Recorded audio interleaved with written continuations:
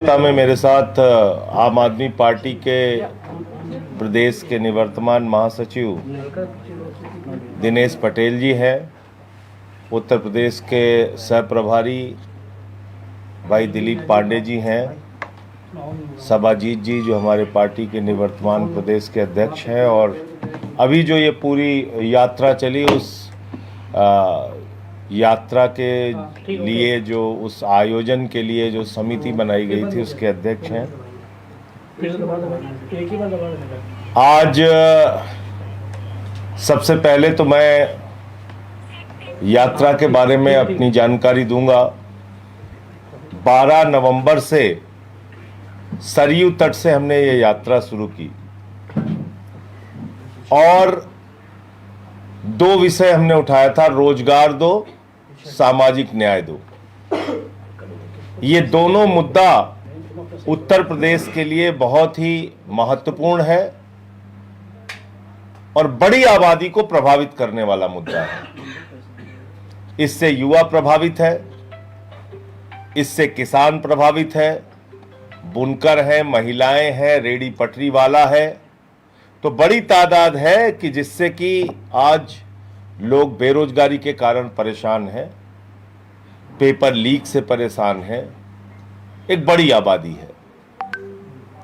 हमने उनका मुद्दा उठाया और इस 13 दिन की यात्रा में कहीं आशा बहुओं का संगठन मिला, कहीं मनरेगा मजदूरों का संगठन मिला, कहीं वित्तविहीन शिक्षक मिले, कहीं रोजगार सेवक मिले, और बड़ी संख्या में प्रयागराज जब हम लोग पहुंचे तो इलाहाबाद विश्वविद्यालय के छात्रों ने अपना समर्थन इस यात्रा को दिया। इस यात्रा में मेरे साथ आम आदमी पार्टी के सैकड़ों कार्यकर्ता लगातार चलते रहे और हजारों की संख्या में अलग अलग जगहों में, जिलों में हमने सभाएं भी की और अपनी बात कही। मैं मीडिया के बंधुओं का भी धन्यवाद देना चाहता हूं। उन्होंने इस पूरी पदयात्रा को एक अच्छा स्थान अपने लेखन के जरिए, अपने मीडिया के जरिए दिया। उनका भी आभारी हूं। मैं आभारी हूं उन सभी पदयात्रियों का जिन्होंने इस मुद्दे में हमारा साथ दिया और पूरे 13 दिन हमारे साथ रहे। जिसने 1 किलोमीटर भी हमारे साथ चल के अपना समर्थन दिया, कहीं खड़े होकर अपना समर्थन दिया, फूल माला भेंट करके समर्थन किया, मैं उन सब का आभारी हूं। उन सब के प्रति आभार व्यक्त करता हूं। विशेष तौर से जो प्रयागराज विश्वविद्यालय के, इलाहाबाद विश्वविद्यालय के जो हमारे छात्र थे, उन सब का आभारी हूं। आज हमको ये मुद्दे क्यों उठाने पड़े और क्यों ये पदयात्रा करनी पड़ी? क्योंकि उत्तर प्रदेश में असली मुद्दों पे कोई बात नहीं होती। सरकारी स्कूल बंद हो रहा है, बंद होने दीजिए। अस्पताल के अंदर अल्ट्रासाउंड हफ्ते में 1 बार हो रहा है, होने दीजिए। मोमबत्ती में ऑपरेशन हो रहा है, होने दीजिए। एक्सरे कागज पे हो रहा है, होने दीजिए। यानी अव्यवस्थाओं को लेके कोई मुद्दा है ही नहीं है। पेपर लीक हो गया, होने दीजिए। नौजवान सड़क पे उतर के आया, लाठी मार के उनको किनारे कर दीजिए।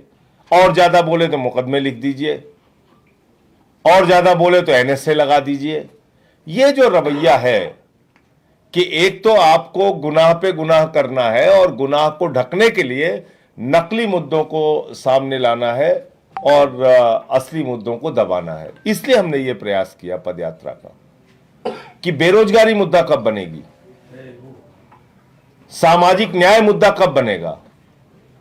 आज उत्तर प्रदेश में जिस प्रकार की घटनाएं हो रही हैं, कहीं एक बुजुर्ग को पासी समाज के उसको मंदिर में पेशाब चटवाई जाती है, कहीं कथावाचक का सिर मुड़वा दिया जाता है, कहीं हरिओम वाल्मीकि की मॉब लिंचिंग करके हत्या कर दी जाती है, कहीं सीआरपीएफ के जवान को घोड़ी पे नहीं चढ़ने दिया जाता है। अभी एक दृश्य मैंने देखा, एक कोई दलित समुदाय का व्यक्ति था, वो घोड़ी पे बैठ गया, शादी में जा रहा था, उसको पूरा एकदम इकट्ठा होकर धक्के मार मार के उसको पीछे कर रहे हैं।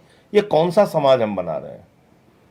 मुसलमानों के खिलाफ नफरत फैलानी है, बुलडोजर चलाना है, उनकी दुकान मकान तोड़ना है, लेकिन प्रचार मुसलमानों का करके व्यापारियों को भी नहीं छोड़ना है। उनकी भी दुकान तोड़नी है। दलितों की झोपड़ी भी नहीं तोड़ना है, उनकी दुकान भी तोड़नी है। रेडी पटरी वालों को भी नहीं बख्शना है, उनकी भी दुकानें तोड़नी है।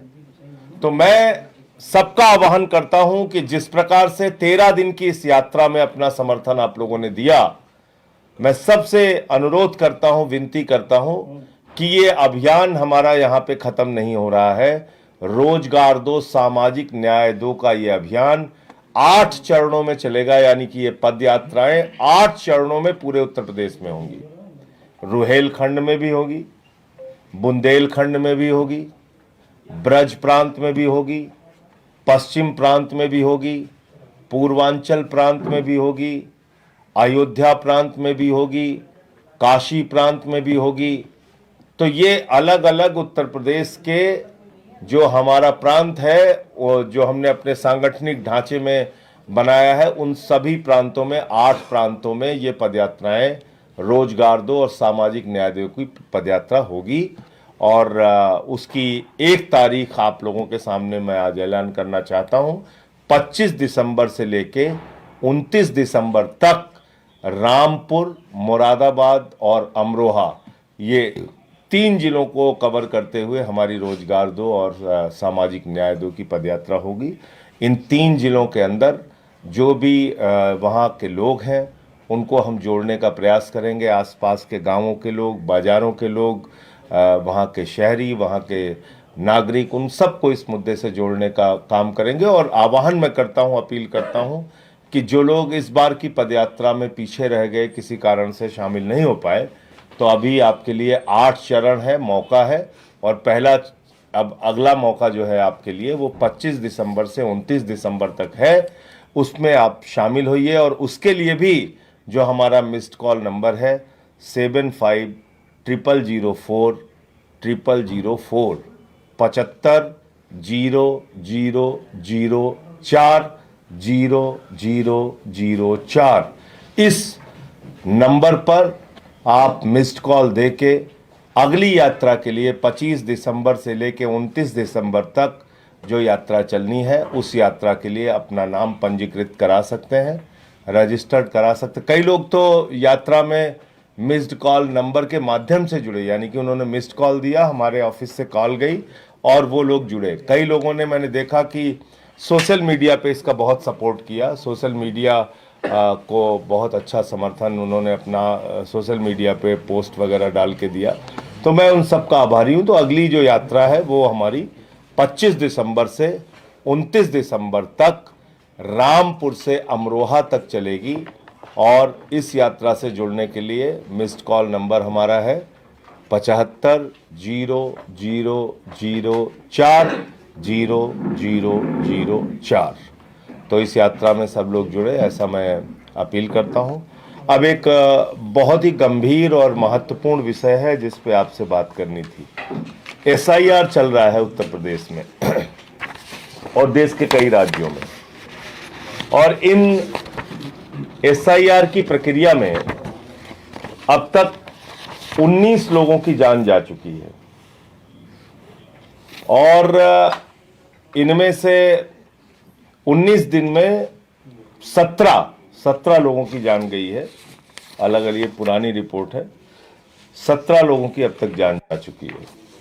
4 मध्य प्रदेश, 4 गुजरात, 3 बंगाल, राजस्थान, तमिलनाडु, केरल में 3 ऐसे, और भी 1-2 मौतें और हुई हैं।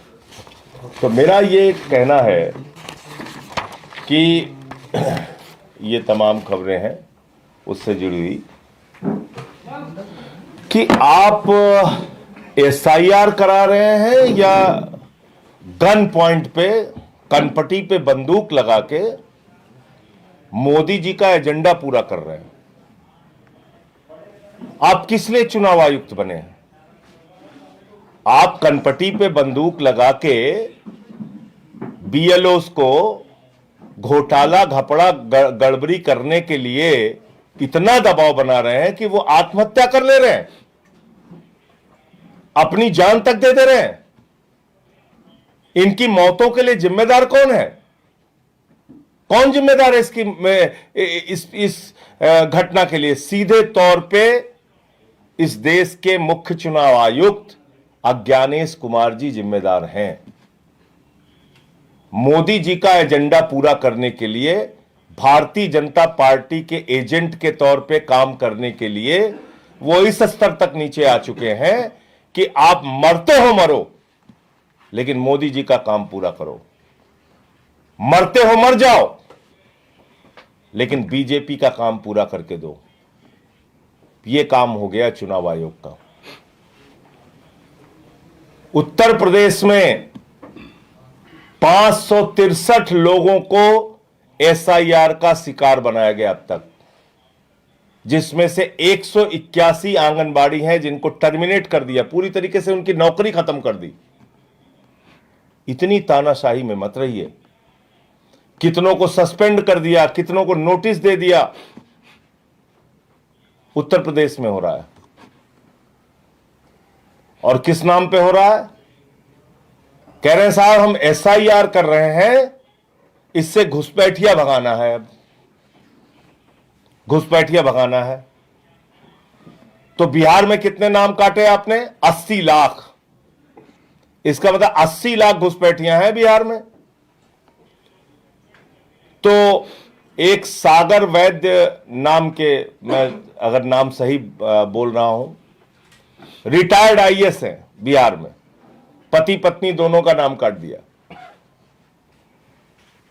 विद्यासागर, पति पत्नी दोनों का नाम काट दिया। तब तो वो बांग्लादेशी हो गए, उनको डिटेंशन सेंटर में रखा जाएगा।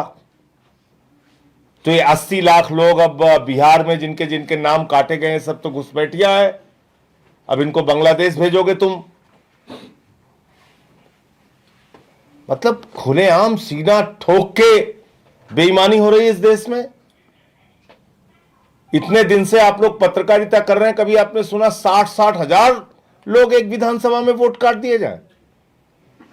सारी विधानसभाओं की लिस्ट पढ़िए आप, वहां पे पूर्णिया से लेके मोतिहारी तक, कहीं 60,000, कहीं 55,000, कहीं 50,000। क्या चुनाव हुआ है बिहार में? यही घपला आप उत्तर प्रदेश में करना चाहते हैं, गन पॉइंट पे, कनपट्टी पे बंदूक लगा के। ऐसी तानाशाही मत करो ज्ञानेश कुमार जी। संसद का सत्र आने वाला है और सरकार का जीना हराम कर दूंगा। मैं कहना चाहता हूं, जीना हराम कर देंगे हम लोग। ऐसी गुंडागर्दी मत करिए आप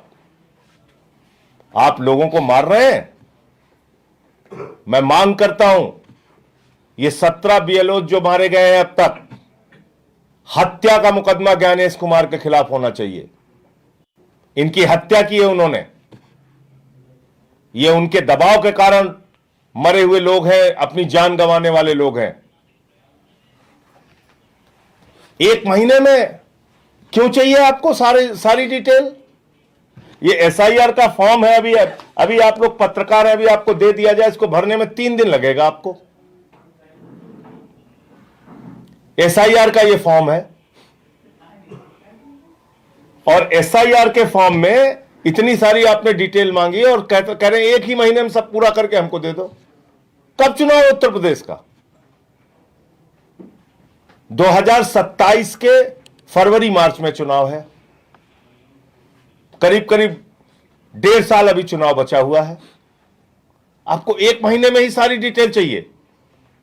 कहते 2003 में भी हुआ था। कितने बड़े झूठे हैं ये ज्ञानेश कुमार, कितना बड़ा झूठा आदमी है। 8 महीने लगे थे उस एसआईआर को, और वो भी एसआईआर के नाम से नहीं था, आईआर था वो, गहन पुनरीक्षण था वो। ये विशेष गहन पुनरीक्षण कर रहे हैं 22 साल के बाद। इसमें विशेष जोड़ दिया इन्होंने।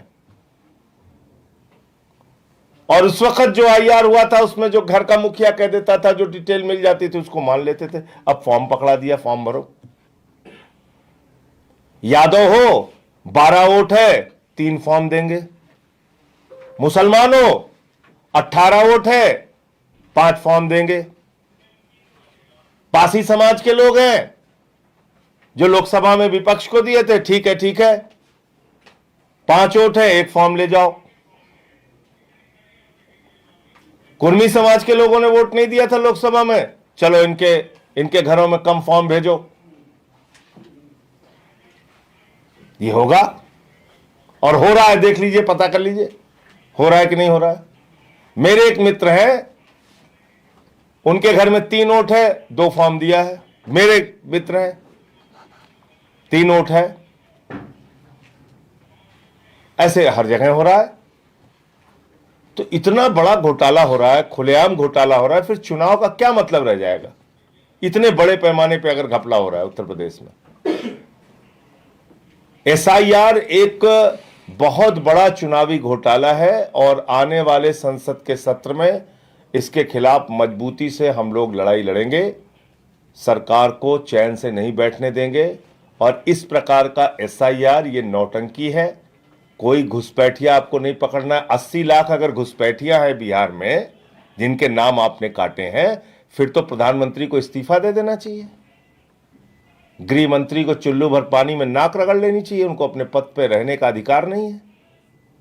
विदेशी नागरिक मात्र 315 मिले पूरे बिहार में, जिसमें 78 मुसलमान थे, बाकी नेपाल के हिंदू थे। आप झूठ बोल रहे हैं, देश के लोगों को गलत जानकारी दे रहे हैं। बताइए ना कितने विदेशी नागरिक मिले आपको पूरी प्रक्रिया में बिहार में? आप बोल नहीं सकते, आपकी हिम्मत नहीं है, क्योंकि आपके मन में एक चोर बैठा हुआ है, घोटाला करने वाला। तो इसलिए ये बात भी आपको बतानी थी कि ये सारी जो बीएलओस की मौतें हुई हैं, इसके लिए सीधे तौर पे ज्ञानेश कुमार जिम्मेदार है। और एसआईआर जब यहाँ पे चुनाव 1.5 साल के बाद है, तो एक ही महीने में आपको सारी डिटेल क्यों चाहिए? क्योंकि आपको गड़बड़ी करनी है। 3 महीने में क्यों नहीं कराते? 4 महीने में क्यों नहीं कराते? क्यों नहीं 8 महीने फिर लेते तुम? क्यों सब कुछ इतनी जल्दी चाहिए तुम्हें? तो ये बात मुझे कहनी थी। सर, प्रधानमंत्री और जो है अयोध्या पहुंचे हैं, जो भगवा कलर लहराया गया है, वही कहा कि जो पहले ही अयोध्या था, अब अयोध्या में जमीन आसमान का फर्क हो गया। देखिए, जमीन आसमान का फर्क हुआ है। और आप जाइए वहाँ पे,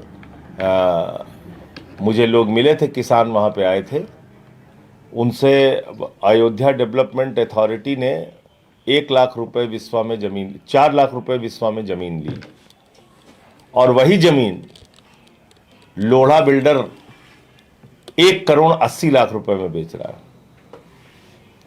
ट्रस्ट ने 45 लाख रुपए विस्वा जमीन ली, और एडीए ने, अयोध्या डेवलपमेंट अथॉरिटी ने 5 लाख रुपए विस्वा जमीन ली।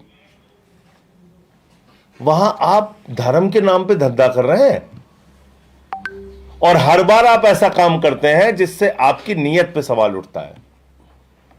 प्रभु श्री राम के मंदिर का शिलान्यास हुआ, योगी जी गए, उनके साथ आनंदीबेन जी गई, राज्यपाल गई। मोदी जी गए तो उनके साथ भागवत जी गए। भागवत जी कहां के राज्यपाल हैं? मोहन भागवत जी क्या है, किस संवैधानिक पद पे हैं? वो मेघालय के राज्यपाल हैं, अरुणाचल के हैं, मणिपुर के हैं, कहां के राज्यपाल हैं? वो किस अधिकार से गए? वो उनके साथ तत्कालीन राष्ट्रपति श्री रामनाथ कोविंद जी नहीं गए, क्योंकि वो दलित समुदाय से थे। फिर मंदिर का उद्घाटन हुआ, योगी जी गए, उनके साथ फिर आनंदीबेन पटेल गई, मोदी जी गए, फिर भागवत जी गए। मौजूदा राष्ट्रपति श्रीमती द्रौपदी मुर्मू जी नहीं गई, क्योंकि आदिवासी समाज से हैं। आप ध्वजारोहण करने आप आए, आप ध्वज फहराने आए हैं, आप फिर महामहिम राष्ट्रपति को आपने आमंत्रित नहीं किया।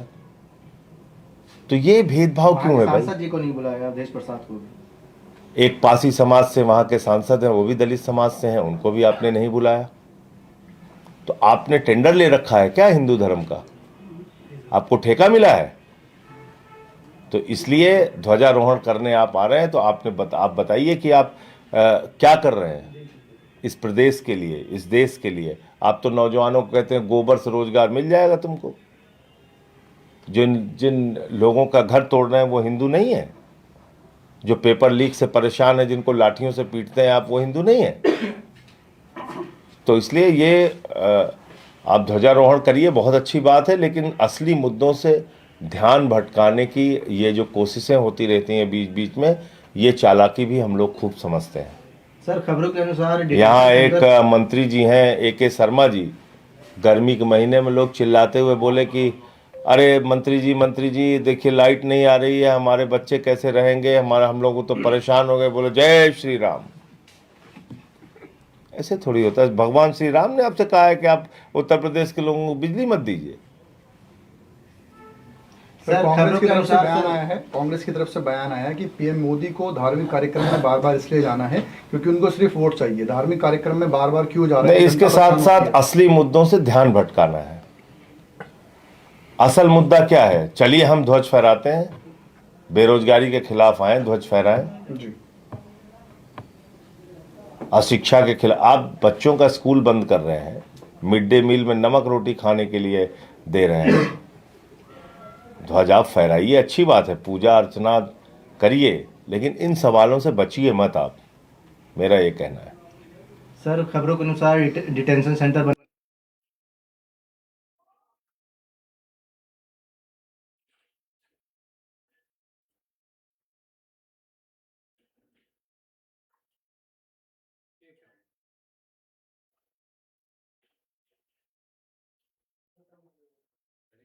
बनाने के लिए कहा गया है तमाम जिलों के डीएम को।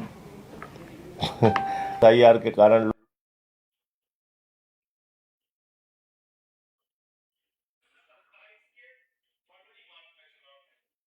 बॉर्डर छोड़, फेक वीडियो, झूठा वीडियो, तो ऐसे ही दुष्प्रचार है।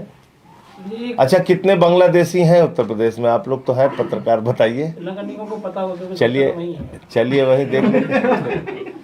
चलिए देख लेते हैं। सर कहाँ है? कानून व्यवस्था की बात कही जाए, कानून व्यवस्था इन लोग इधर जीरो टर्निंग पे हर आदमी यही कह रहा है कि कानून व्यवस्था बहुत अच्छी है, मगर जगह जगह पर बलात्कार, मर्डर और इस तरह की घटनाएं बढ़ती चली आ रही, मगर कोई अपनी पीठ ठहर पा रहा है। देखिए, कानून व्यवस्था को लेके योगी जी बहुत बड़े बड़े दावे करते हैं। वास्तविकता क्या है कि आज उत्तर प्रदेश में बलात्कार हो, दलितों के खिलाफ अपराध हो, हत्या की घटनाएं हों, इसमें तो वृद्धि हुई है। आंकड़े बोल रहे हैं, ये आंकड़े बोल रहे हैं। दलित उत्पीड़न के मामले में उत्तर प्रदेश देश का नंबर 1 का राज्य है, तो ये तो आंकड़े बोल रहे हैं, इसको कहां छिपा सकते हैं योगी जी? दावे करने से अकेले कुछ नहीं होता। भाई